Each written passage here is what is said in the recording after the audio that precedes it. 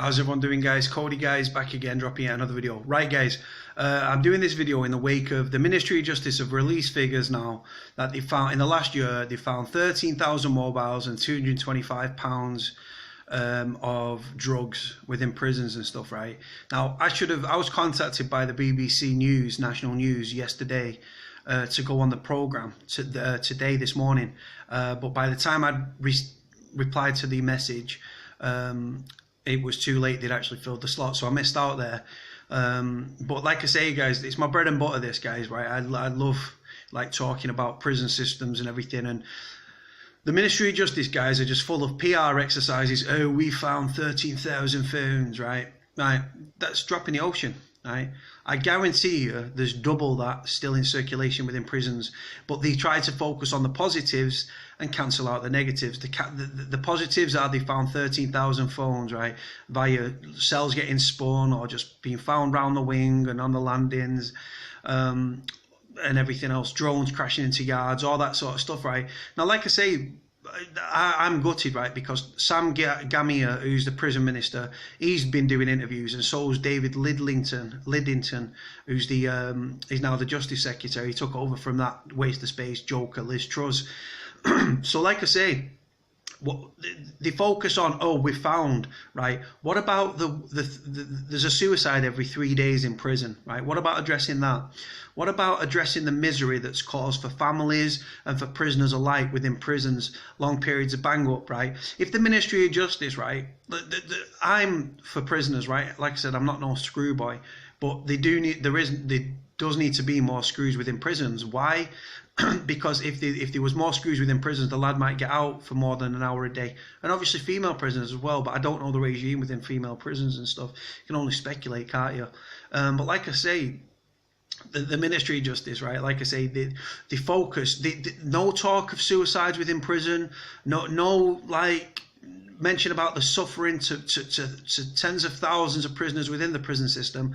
And then they're talking about building a new super prison in Port Talbot in Wales. Now, they can't staff the prisons they've already got, but they're talking about building another prison that's going to cost in excess of £200 million, right? They can't staff the prisons they've got, right? They haven't got good order at the prisons they have, so they're talking about reducing prison numbers and reducing reoffending, but then they're going to build another prison. So if they build another prison, guys, what's going to happen? Yep, you've guessed it, they're going to fill the prisons with more prisoners, more misery, more suffering and everything else, right? They should take that money, recruit prison officers, not build another prison. They should take that money, inject it into the prison system that's currently there, currently failing prisoners and prison officers alike, right? Like I said, I'm not no screw boy, but there's a lot of decent screws within prisons. There's a lot of scumbags as well, a lot of bullies within prison officers, but there's also a lot of good screws. Like I say, how do drugs and mobile phones and everything get into prisons, right? You've got drones because of the advancements in technology. You've got prison officers bringing them in. You've got people bringing them in on visits and stuff. And you've got people, when they're getting sent down, they're smuggling them in the prison pocket or your anal cavity. Choice of words, you choose which you prefer. But like I say, guys, it's all PR exercises from the Ministry of Justice. Oh, we found this. They don't talk about the suffering and the despair and the carnage within prisons and stuff, and people going to prison, right, broken, and leaving even in body bags and stuff, or like IPP prisoners still banged up and everything else, right? The food, a friend of mine just got out of Strangeways, guys, right? Yeah, on Friday. Yeah, it's now Sunday, right? Got out of prison on Friday. Prison's infested with rats and mice, right?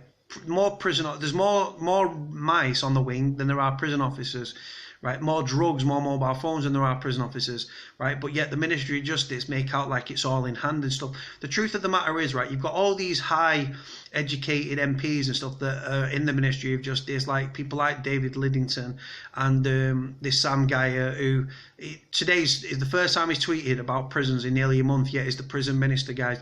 Ignores people tweet him direct, yeah, on Twitter. He doesn't even reply to them, right? The useless guys. If you think that, like I say, the Ministry of Justice try their hardest, right, to stop stories getting out. And I'll give you an example, right? Say you've got a loved one in prison, right, and he's getting a kicking from the screws, yeah, and you see him on a visit, battered and bruised, right, and you say, who's done that? And he says the screws, right? You go to the papers and say, oh, look, we want you to run a story, our loved one's been battered. They'll say, right, we'll run the story, but we need to validate the story. So they ring the prison officers, the prison then, to speak to the press officer. The press officer will state the following: because the Ministry of Justice have a blanket policy to stop stories getting out. They say, we do not discuss individual cases. So then the media can't run the story. That's why I do what I do. That's why I do these interviews with the media. This is why I do these videos and stuff. This is why I'm constantly talking about the state of the prison system. People think, oh, well, it must be easy in prison. Fuck it, you're joking, aren't you? Go and serve 12 hours, go and serve 24 hours in prison. Go and serve 2 days, 3 days, a week in prison. It affects you mentally, affects you emotionally. Like I say, people take drugs to escape the realization of the surroundings. Now, I don't take drugs personally, but I've seen many drugs being used in prisons. The prison system as a whole is rife with drugs. Now, like I say, 212 pounds of drugs, right? Sounds like a lot, doesn't it? But there's more drugs in prison than there is not, than they found. Like I say, it's just the way it is.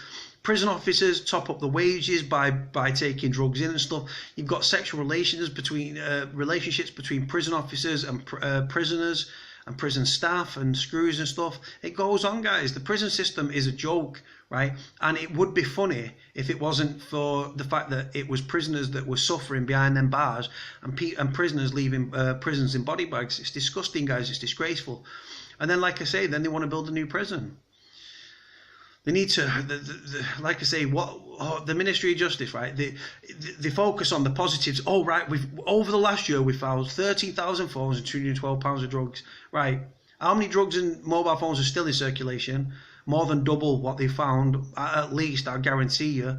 Right, like I say, drugs and mobile phones are big business within prisons and stuff.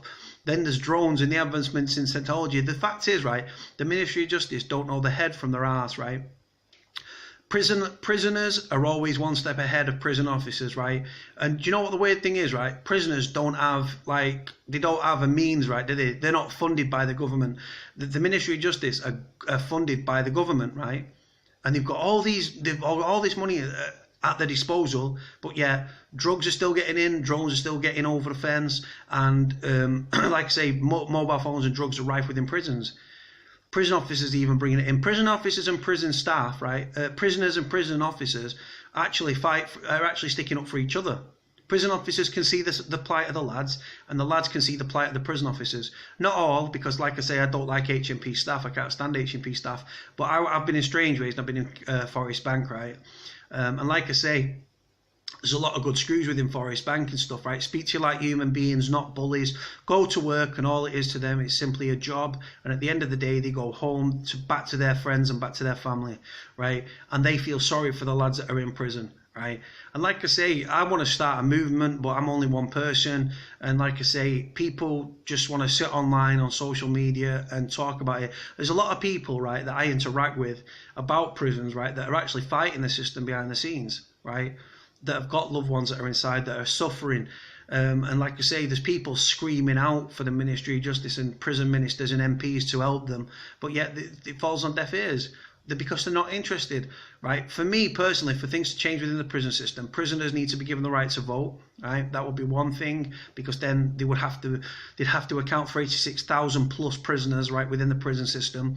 And you know what? Prisoners that wouldn't normally ordinarily vote on the outside, given the chance in prison, would vote for change. And like I say, they're only going to vote for people that are going to give prisoners a fair crack of the whip, right?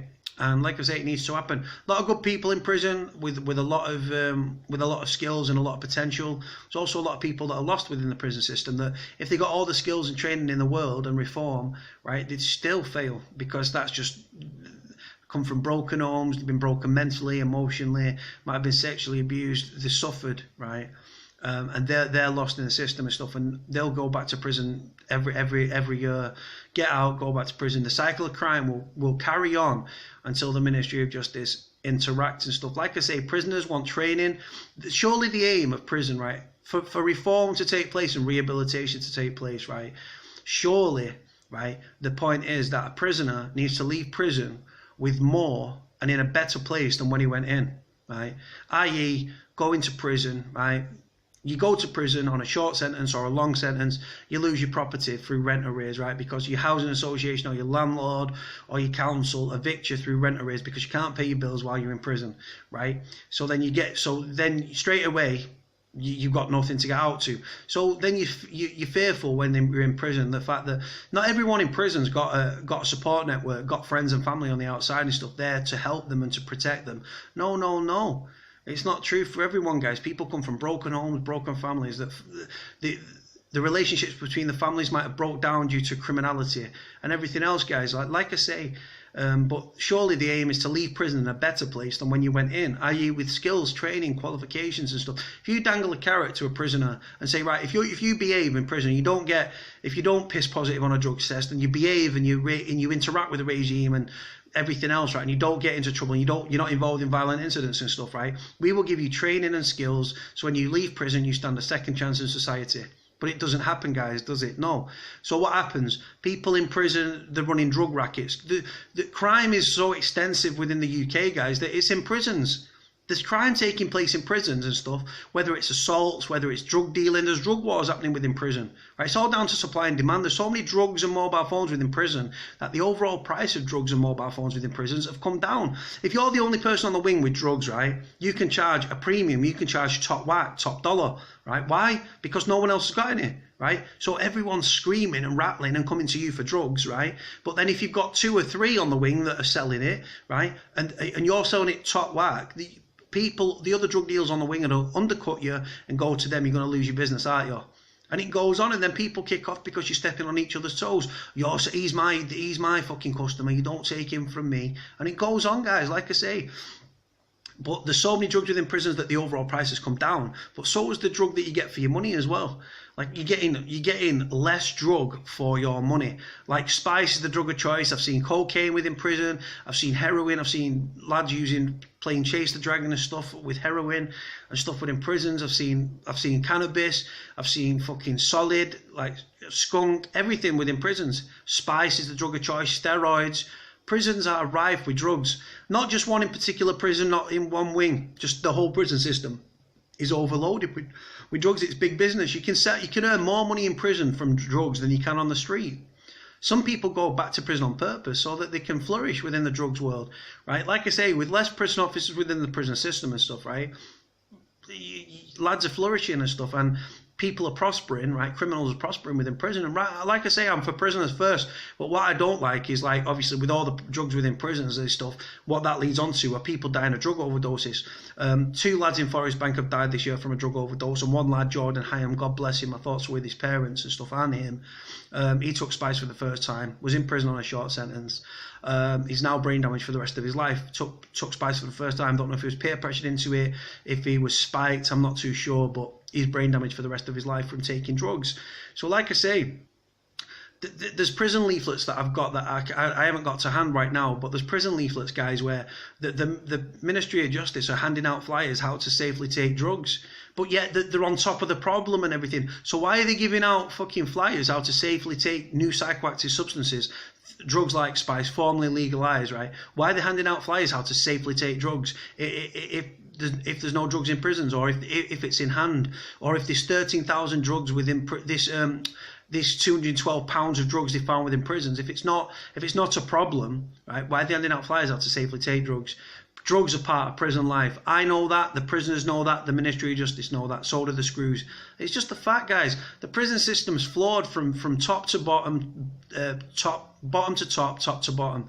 The whole temple's diseased and are corrupt. And you know what? Too many people within government, guys, that are getting paid a lot of money for the Ministry of Justice, right, in the prison system, that haven't got a clue from their head from their ass. I tried to fight for better prisoners' conditions, and for help for prisoners' families, because it's a very expensive do. Supporting someone in prison over the course of a week, a month, a year, it's a very expensive do.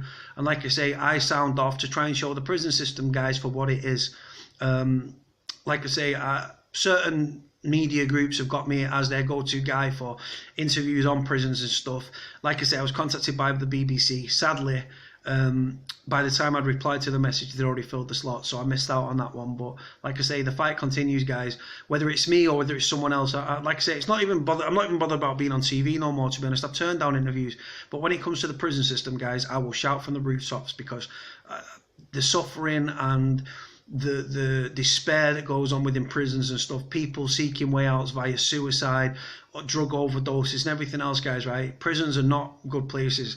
They're miserable, they're emotional, they drain you, they chip parts of you, they'll break you emotionally, mentally and everything else. A lot of people, prisons are doubling up as mental health units, guys. Like I say, people are going untreated. They need medication, but they're going untreated, right? Because they're chemically imbalanced in the brain. And then there's that many drugs within prisons that they're taking illicit drugs or new psychoactive substances within prisons to escape the realization of the surroundings. I've heard of people smashing the cells up because they've been hallucinating on LSD and other drugs and stuff, thinking that a fire-breathing dragon was in their cell with them. It goes on, guys. It's not a joke. These are people's lives that the Ministry of Justice are playing with. And like I say, guys, the Ministry of Justice, they're giving you the positive side of the coin, right? The negative side of the coin is how many drugs and mobile phones are still in circulation within prisons, and a suicide in prison every 3 days. It's wrong. Right, guys, going to leave it here. Speak to y'all soon. Bye.